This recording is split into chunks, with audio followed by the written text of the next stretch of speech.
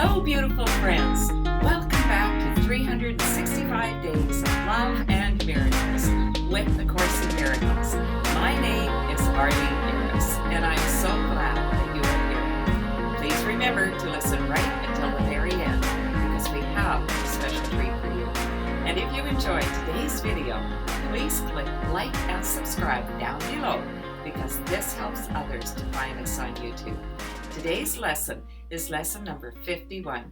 This is our first lesson in the first review, in which we go back and we each day, for the next 10 days, we will review 10 lessons. Today is a review of lessons 1 through 10.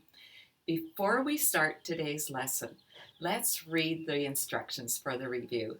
Review 1, Introduction. Beginning with today, we will have a series of review periods.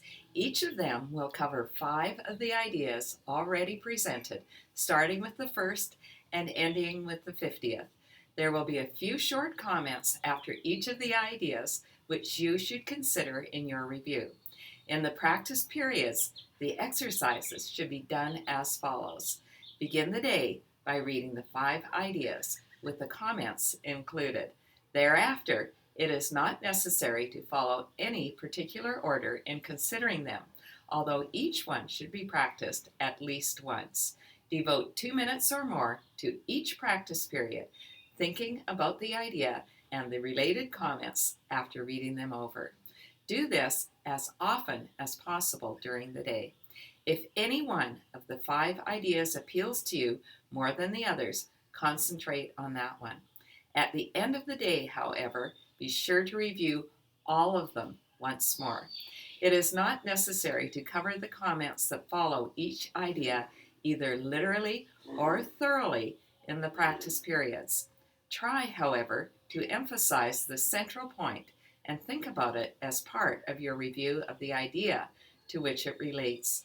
After you have read the idea and the related comments, the exercises should be done with your eyes closed and when you are alone, in a quiet place if possible.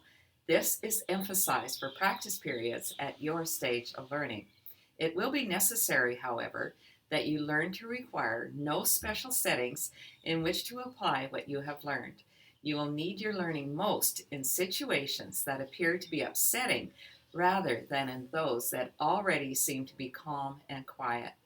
The purpose of your learning is to enable you to bring the quiet with you and to heal distress and turmoil. This is not done by avoiding them and seeking a haven of isolation for yourself.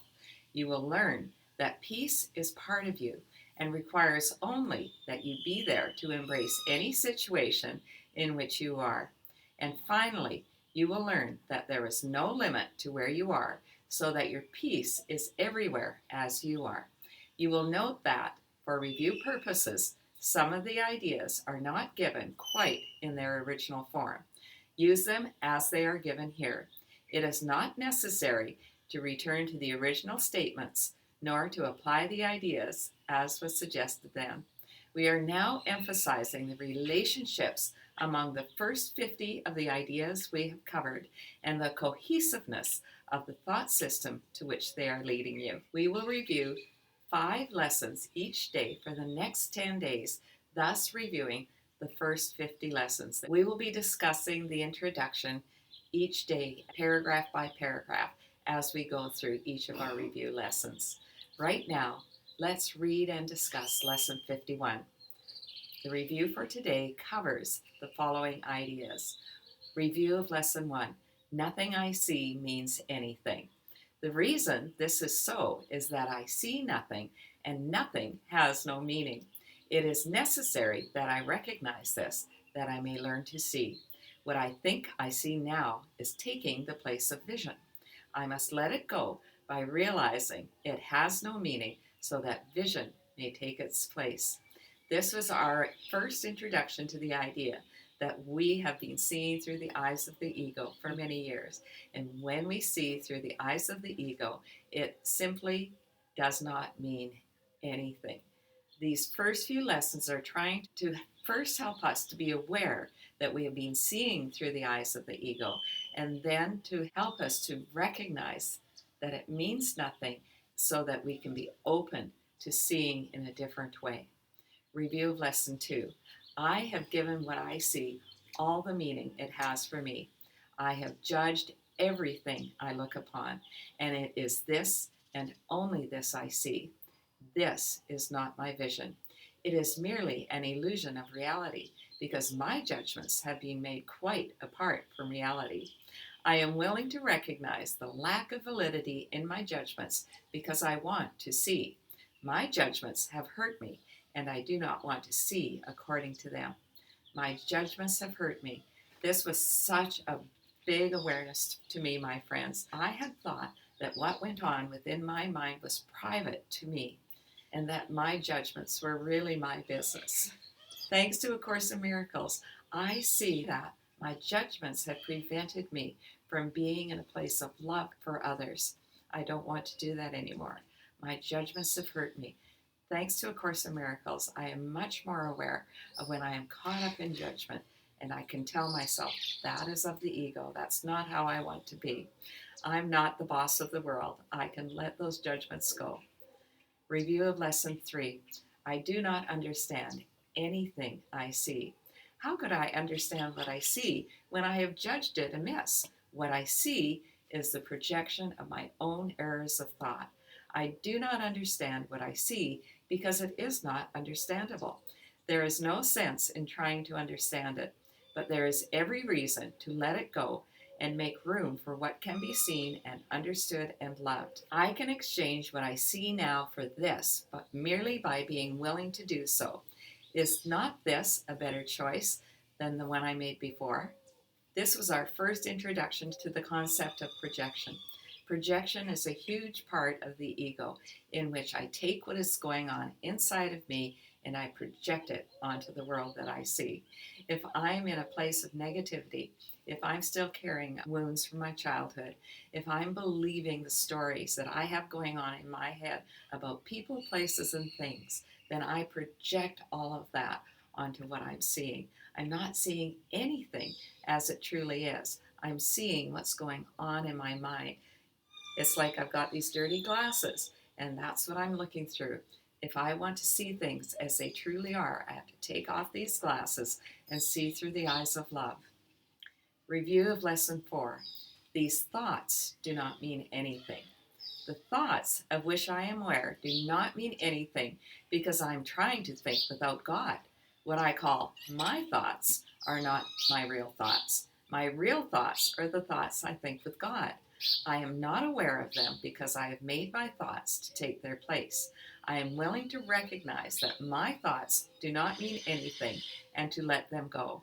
I choose to have them be replaced by what they were intended to replace. My thoughts are meaningless, but all creation lies in the thoughts I think with God.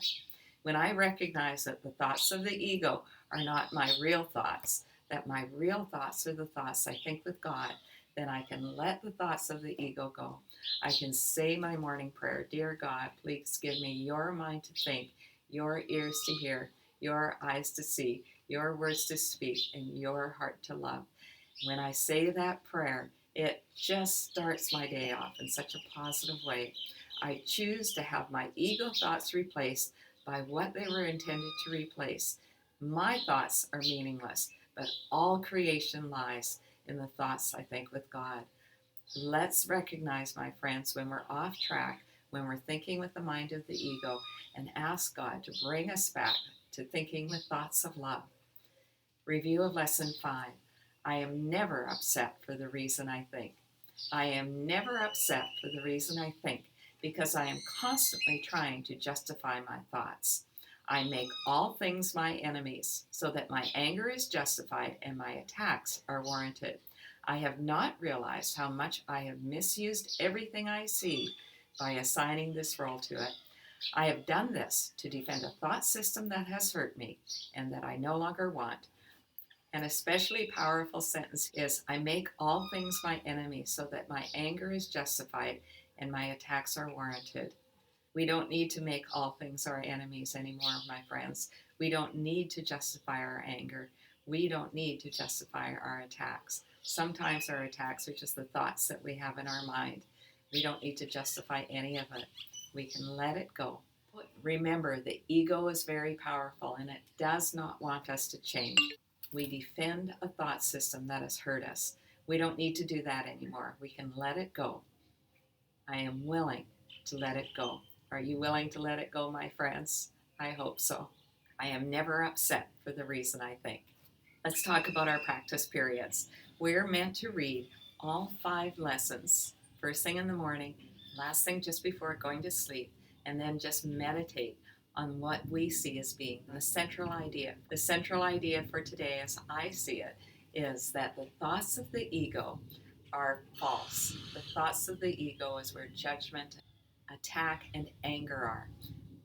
When I recognize that I'm caught up in attacking thoughts, I'm caught up in judging others, I'm caught up in anger, I can stop and I can ask for God's help to bring me back to His place of love, bring me home, bring me back to center. I can choose to see with the eyes of God. I can choose to think the thoughts of God. Then it says to do the practice as often as possible throughout the day. I would recommend that you stay with the hourly practice periods in which it is suggested that we take 1 or 2 minutes to choose one idea from the 5 readings for the day. So we might want to just choose one and go through each lesson at least once. We might want to start with our first hourly practice and read review 1. For our second hourly practice, review 2, and so on. Once we have read all 5 of them, we can come back for the rest of our remaining practice periods, choose the ones that we feel we get the most benefit from, and read those ones. Thanks so much for listening right until the end, my friends. Are you ready for our special treat?